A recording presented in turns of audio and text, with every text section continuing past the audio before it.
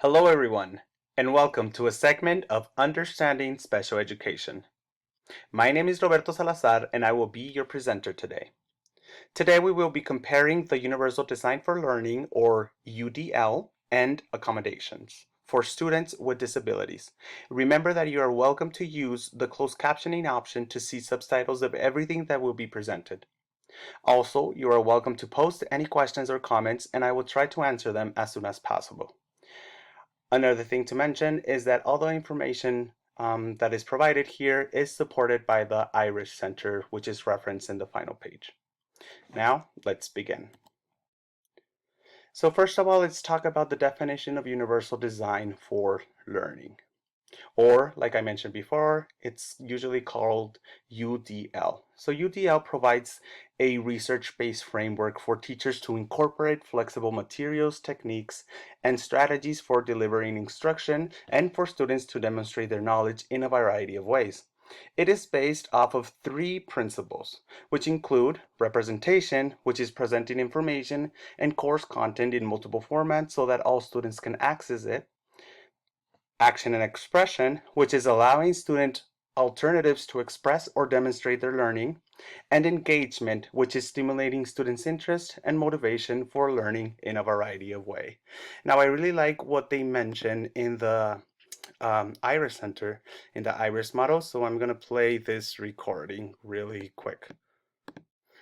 UDL is a framework for teaching and learning. It assumes from the beginning that learners are very different. The design part of universal design is designing a learning environment that is as diverse as the students are. There's many options for how to learn within it. So the idea of universal design for learning is to create good learning environments that work across a wide spectrum of students.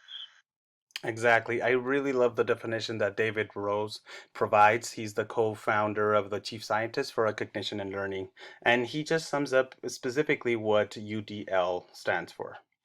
So let us continue. So up next, now I want to talk about when considering UDL instructional planning.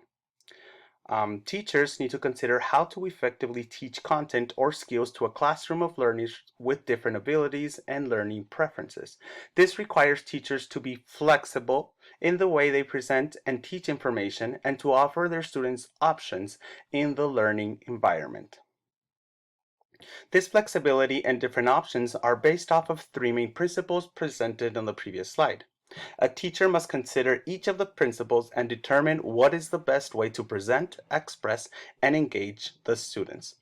So for representation, I have a couple of options, which is to provide multiple examples, highlight important information, present content utilizing multiple media and formats, build or activate background knowledge, or teacher showing students some type of tutorial. There can be many forms of representation.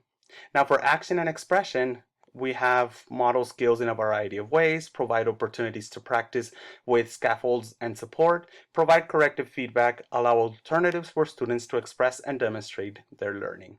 And finally, for engagement, we have to offer choices of contents and tools to provide adjustable levels of challenge, to allow students to choose from a variety of reinforcers, to allow options for the learning environment or context, to utilize flexible grouping, or a type of strategy that is called the two-boys studying. Now, the options presented here are only suggestions. A teacher must decide what strategies to use depending on the lesson presented.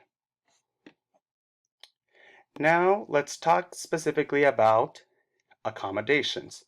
So accommodations is from the Section 504 of the Rehabilitation Act, which provides students with disabilities the opportunity to receive accommodations. Accommodations are adaptations or changes to educational environments and practices designed to help students overcome the challenges presented by their disabilities. It is important to recognize that accommodations do not change what students learn, but rather how they access learning. More specifically, accommodations do not change the expectations for learning, they do not reduce the requirements of the task, and they do not change what the student is required to learn. And again, I really like what they say in this IRIS model, so I'm going to play it real quick.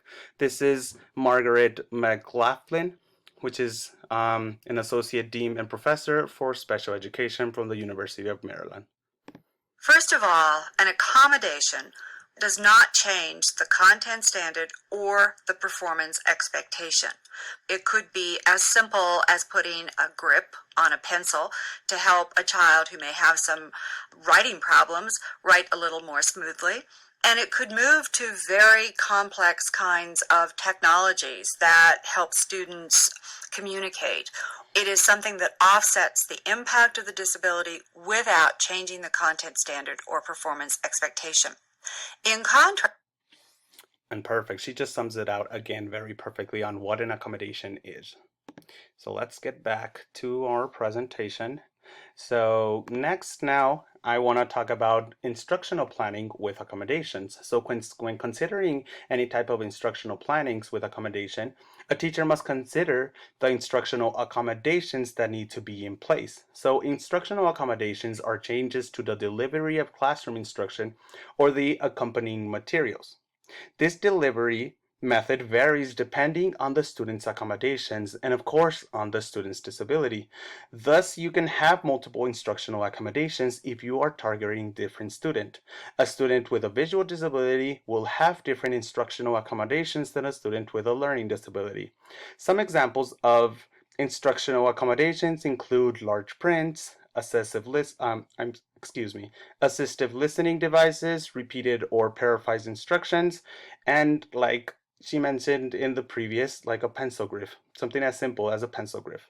So when doing instructional planning, a teacher must consider each accommodation that each student has and plan accordingly.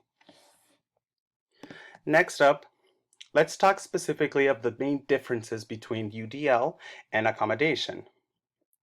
First, UDL is focused on three main principles, which include representation, action and expression, and engagement.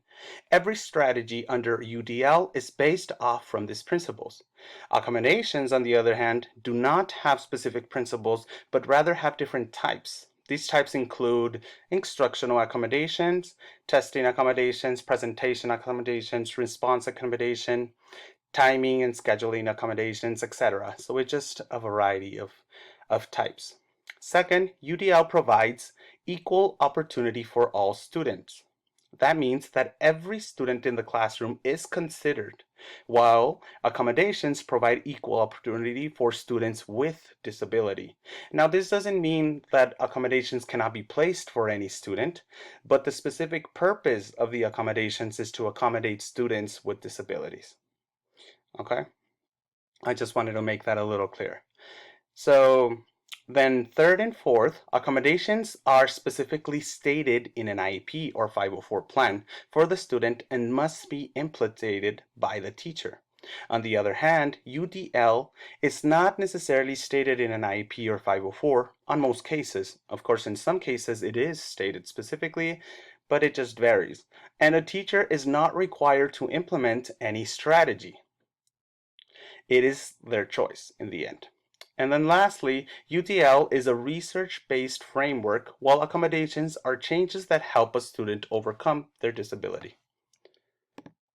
So now let's talk about the UDL and accommodations' main similarities. First, they both focus on the individual student needs. UDL has a variety of strategies that can be individualized for each student, and accommodations are also individualized because of the disability. Second, it reduces barriers for academic success. By implementing either UDL or accommodations, multiple barriers are being reduced. Third, both UDL and accommodations support students with disabilities. Under UDL, any student, so this includes any student with any type of disability, can benefit from this framework. Under accommodation, the needs of students with disability are targeted and accommodated, so for sure they are there. Fourth, both UDL and accommodations can be used with other frameworks and with each other. And last, both require an evaluation process to ensure correct implementation. So in conclusion, UDL and accommodations have similarities and differences, but are both used to promote student success. Implementing each consists of its own individual differences, but are worth it in the long run.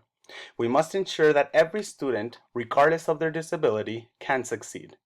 Thank you for joining me today, and always remember that every student can learn, just not on the same day or in the same way. And this was a quote by George Evans. And like I said before, these are the references for the Iris Center. So if you do want more information, I have provided the links right here. Bye-bye. See you next time.